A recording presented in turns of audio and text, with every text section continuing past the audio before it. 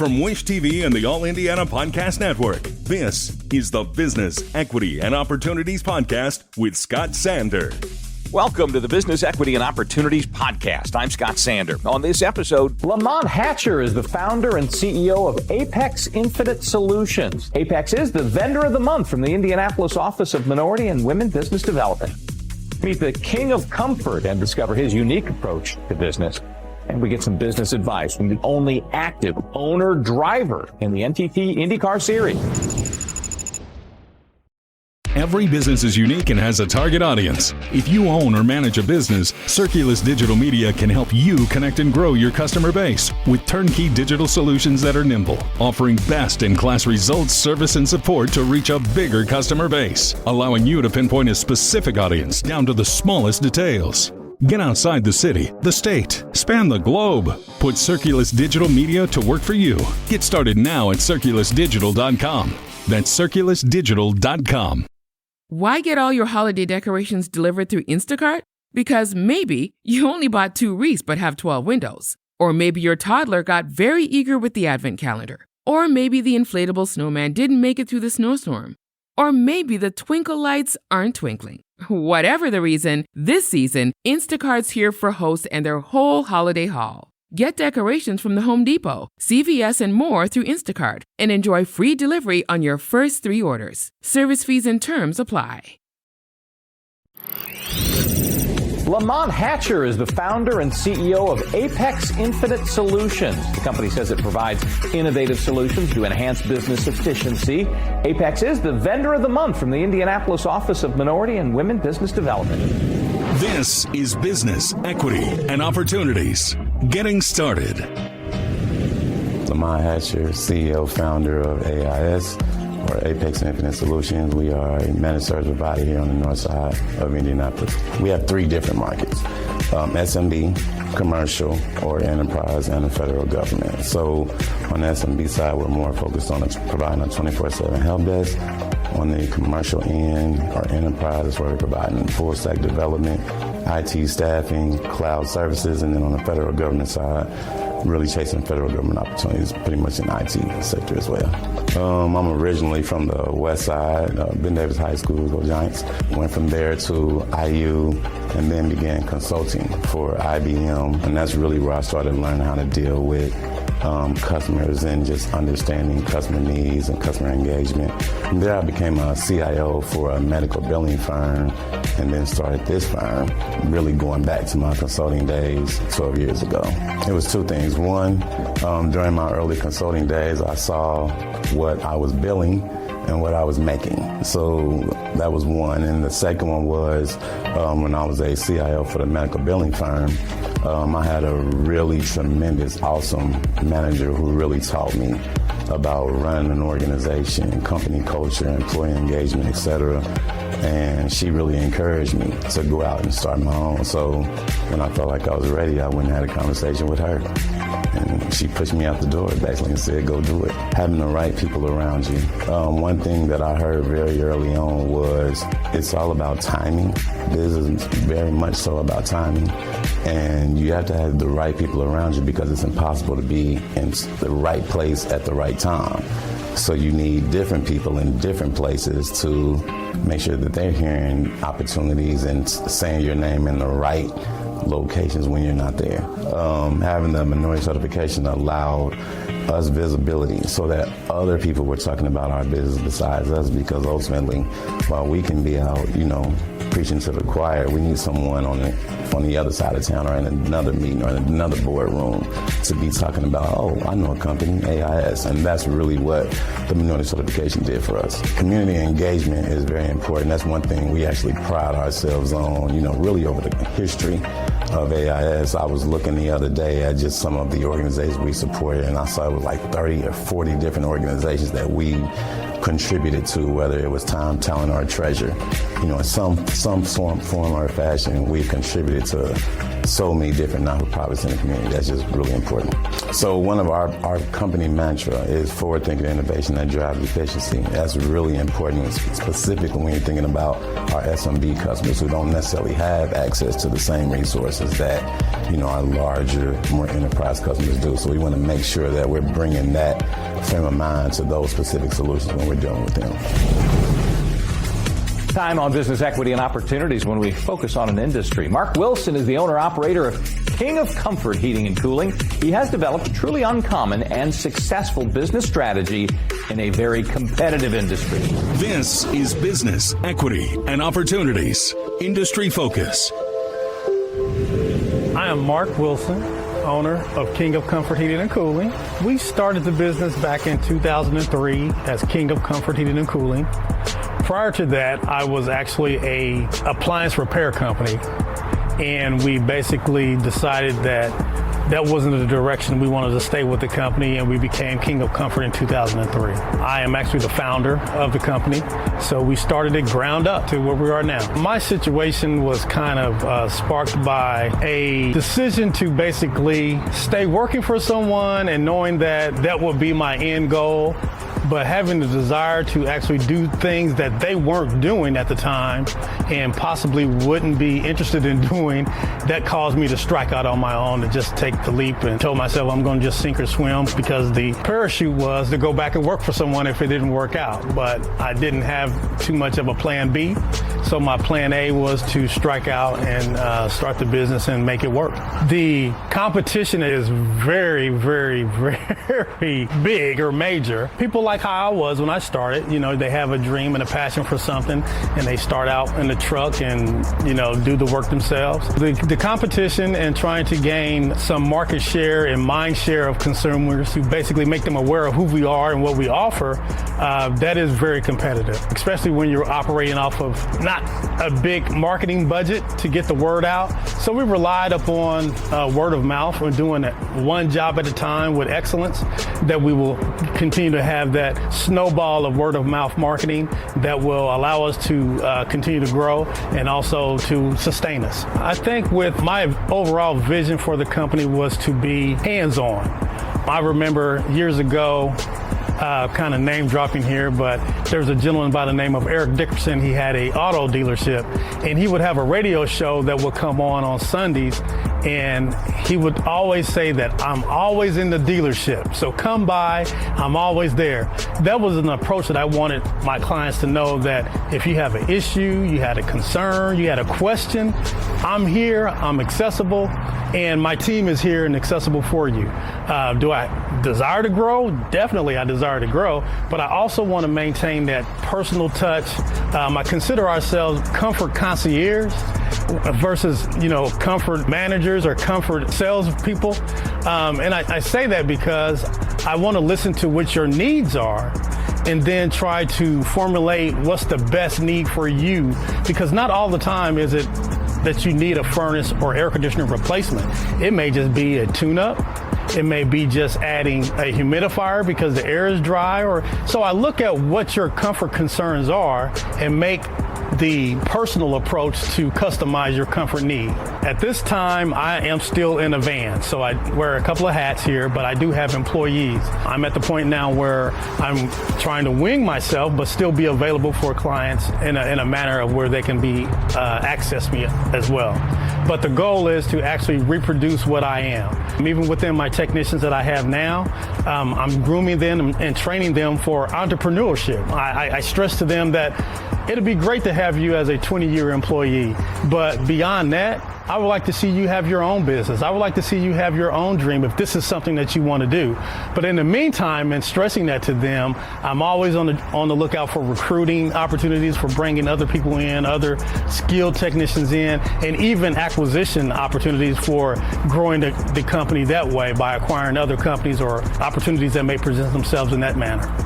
The young people that I'm actually bringing in, we have a tendency to look at young people and think that they're a kind of a lost generation, but there are actually solid young people that have a desire to learn a skill, learn a trade, and understanding that they may not be quote-unquote college material, and there's nothing wrong with that.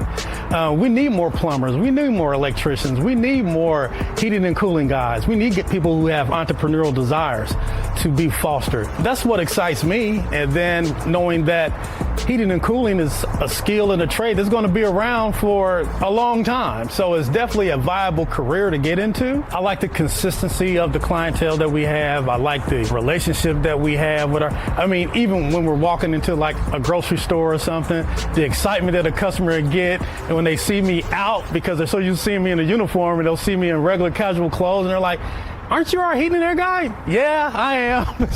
So I get excited about that just as well, when we're in the community and doing things like that too. And also it's been great for me and my family. On a personal note, I've graduated 2 children from college with their master's degree.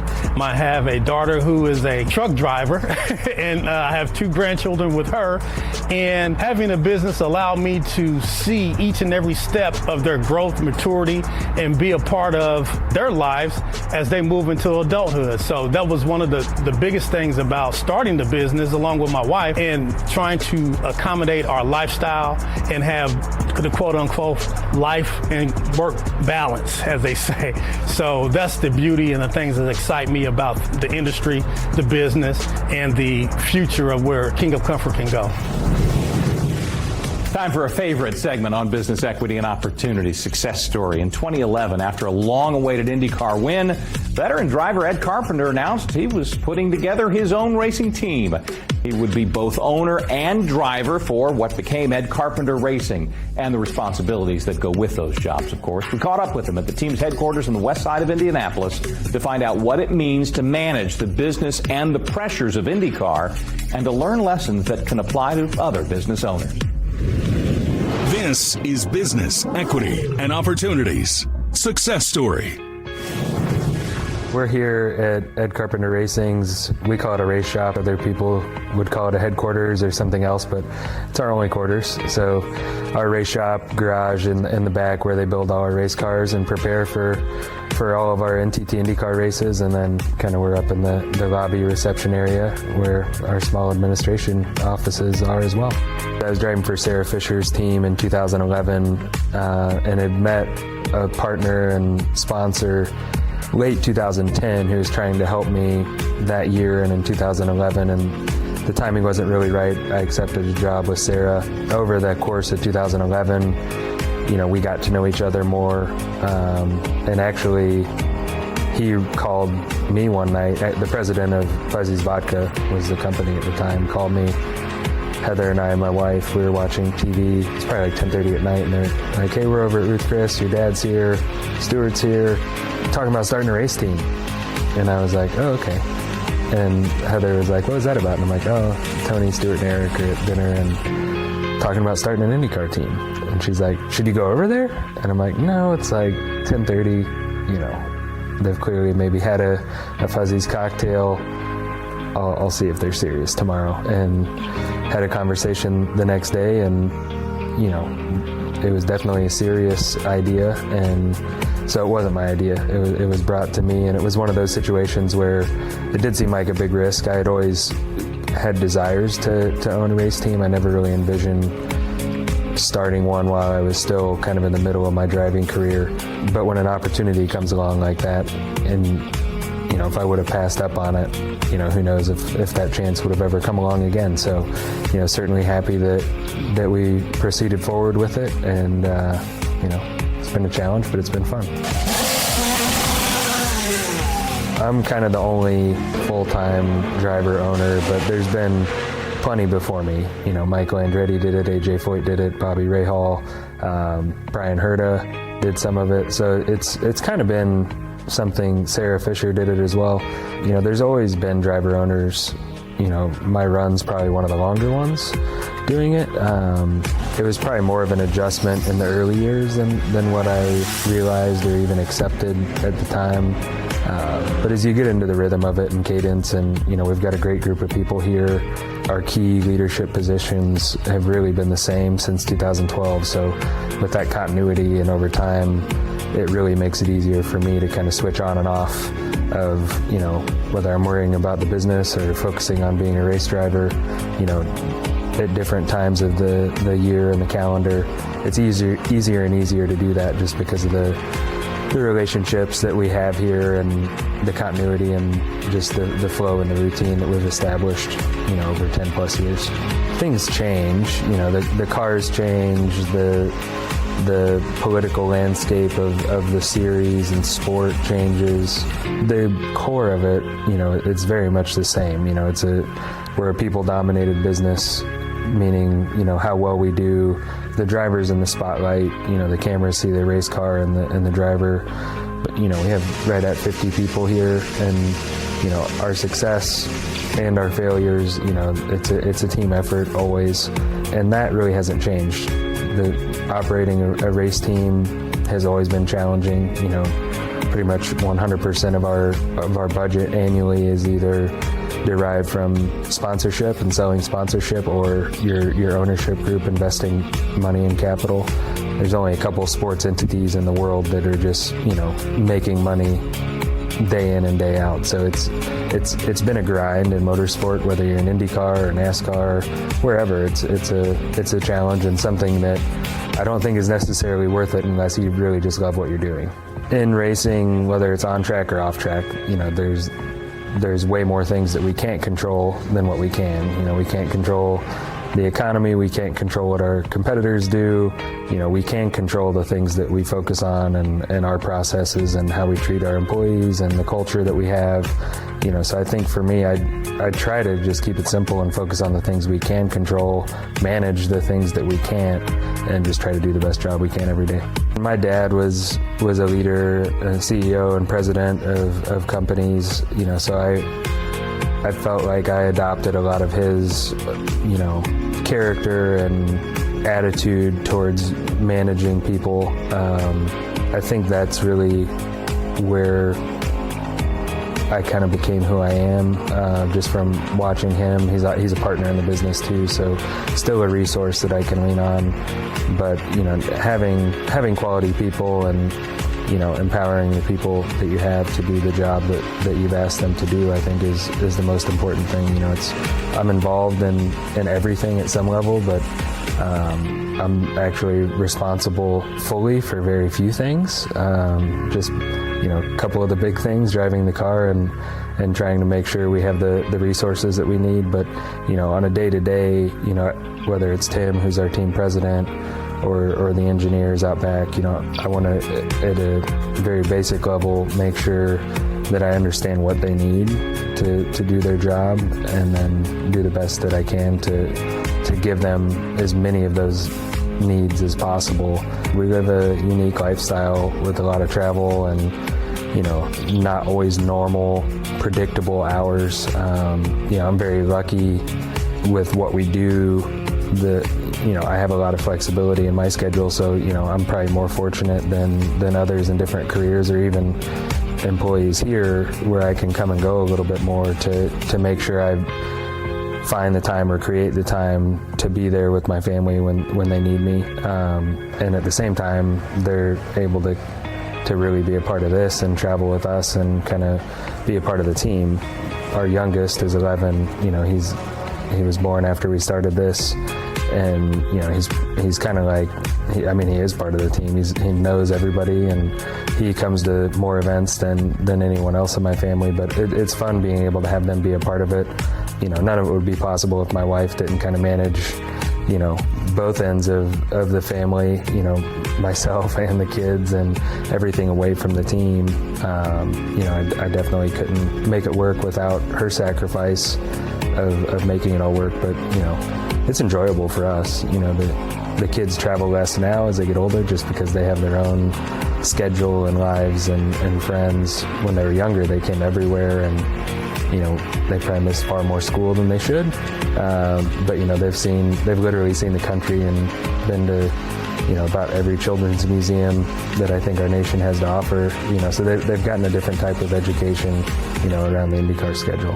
Professionally, being in the car still is the most enjoyable part of what we do. I do enjoy the dynamic of leading a team and, being a part of all our people's lives, but driving the car is still the best thing here, and then from that, on kind of the home side of things, just seeing our kids be successful, whether it's in school, sports, happiness, whatever, just trying to build them, into prepared young adults that will hopefully have a successful launch out of the house here soon. Our thanks again to all the contributors who joined us for this episode of the Business Equity and Opportunities podcast. We hope you found it enlightening, useful, and inspiring. You'll find more information about the show on our website, BEOshow.com. You can watch Business Equity and Opportunities Sunday mornings at 10 on Wish TV or live stream it through wishtv.com. Each week we provide 7 full segments with topics ranging from how to get started and how to access capital to the day-to-day running of your business and questions about accounting and bookkeeping. We feature business news and trends and always share a success story from one of our contributors. Join us next time for more insights into the world of small business. Be sure to sign up for our Business Equity and Opportunities newsletter to get even more valuable, up-to-date information. And if you have any questions or you'd like to be part of our show, please email us. The address is beo@wishtv.com. We'd love to hear from you. I'm Scott Sander. Thanks for listening.